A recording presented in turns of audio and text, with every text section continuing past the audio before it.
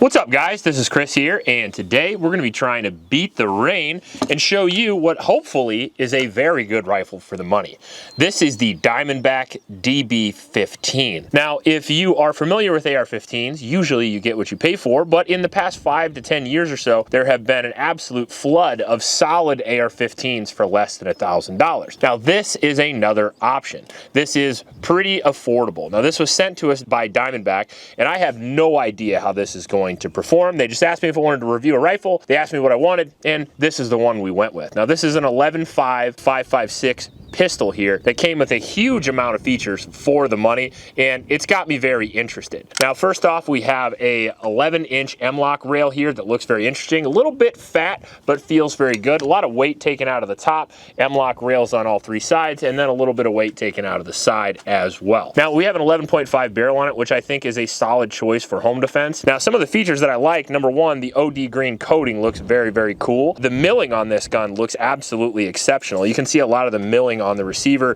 on the upper, lower, and on the rail all match really, really well. One thing that has me a little bit set back is there's a big gap here between the rail and the upper receiver, which I noticed right when I got it, but there's no rattle or anything in the gun. Full ambi controls on either side, so that's pretty cool. Ambi safety, and then we have a ambi mag release as well, which is an interesting feature. And then we have a single-sided bolt release. The mil-spec trigger in it with, again, an ambi 45-degree safety. We also have an ambi charging handle up top there that says Warhammer. I've never heard of that, but that's actually interesting. Looks very similar to Geisley or something like that. And it also came with an SBA bot. Now, Diamondback is a company that I only have experience with their extremely cheap handguns, and I don't know how this is gonna go. Historically, I've had poor luck with them, so I'm a little bit nervous about this, but if this shoots really, really well, it should be a wonderful option for a AR-15 under $1,000. With that being said, let's go out and shoot it and find out.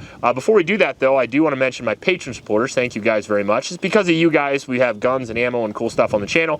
And if you want to support the video, that's the best way to do it. Just go down to the link in the description below. Also in that description is a link to a local shelter named Iowa. It's the YSS. Those kids can use your help, so please go down there and donate to those kids. And we would like to thank the sponsor of this video, the Sonoran Desert Institute. The SDI has been a long-time sponsor of the channel. We really appreciate them. If you want to get an education in anything firearms related, if you want to get a degree in gunsmithing, drone technology, or anything else associated with firearms, please go down and check out the Sonoran Desert Institute. Well, we're getting wet, but who cares? Let's go shoot in the rain. All right, so we have some 55 grain PMC in here. We're just gonna shoot off the barricade, play around a little bit, see where we're at. Well, that's convenient. That's soft. That's a smooth gun.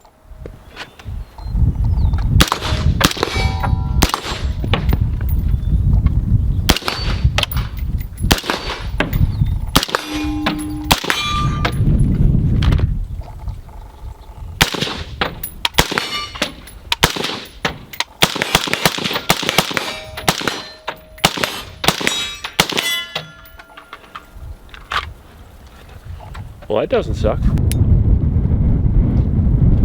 Well, until that, anyway. Uh-oh, what happened? We gotta...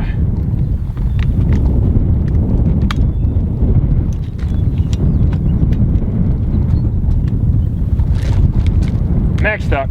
Oh. I'm literally stuck. Mag won't work, won't eject. Oh. That's new.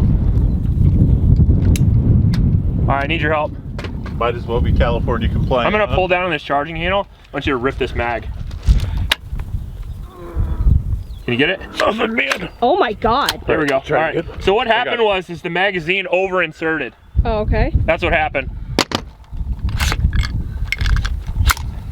Now we have a round. Lodged. Yeah. Up on top of the bolt carrier.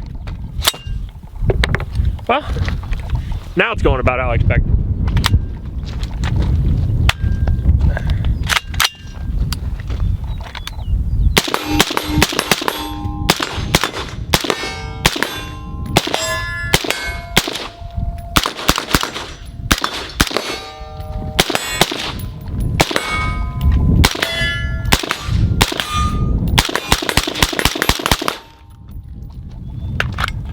Well, as long as the mag's in, it's working great. Good.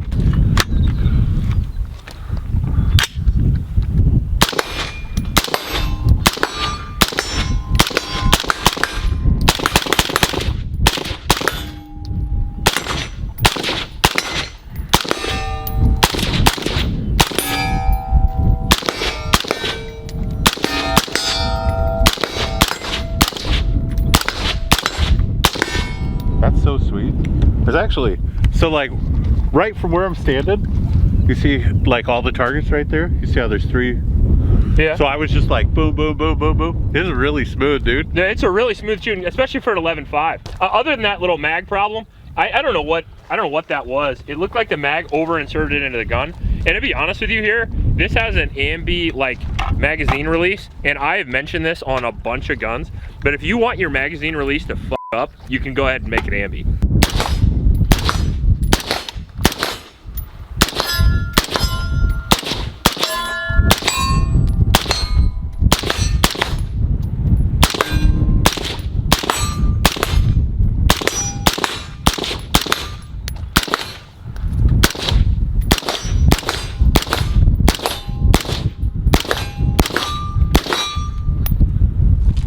Hate it either. Yeah. It looks It's about the right size for you, right? It is. Yeah. I like pistols because I'm. So if you have an 11.5, you can run a suppressor on it that adds an extra 5 or 6 inches, and you're still at about 16. As long as you're on a pistol, you're all good. Yeah. What I should have done was put Pop the it stock in, but you know, whatever.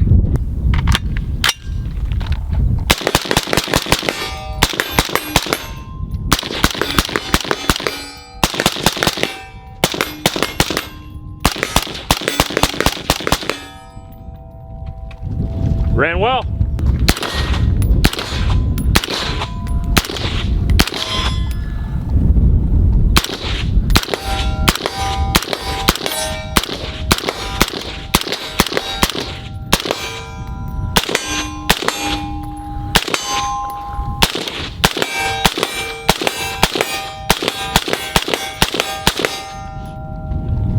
Looks good so far. All right, now we shot 210 rounds through it, and it shot really, really well. It's an interesting gun because it comes from a company that I was initially not super sure of, so we took the review gun just to see. Diamondback traditionally is known for their extremely affordable handguns, at least to me, and some of their affordable rifles, whereas this one is more of a premium option. It comes with some features you wouldn't normally get on a more affordable rifle, and I should stress affordable in this case is around $1,000. The MSRP is $1,200, but you can find them for a little cheaper than that. Now, the reason why I'm so interested in the gun is because it comes with a lot of features that I actually really like. Number one, 11.5 pistol, which is really good. 11.5 is my personal favorite barrel length for ballistic performance matched with usability inside structures and with a suppressor. So with 11.5, you get pretty decent dwell time, a lot more reliability than a 10.5, and you get fragmentation out to about 150 yards, which is more than enough for your average civilian. I like the 11.5s even more because they make it not so front heavy when I use my suppressors, which is really nice. We're running the Flow TI 556 on there,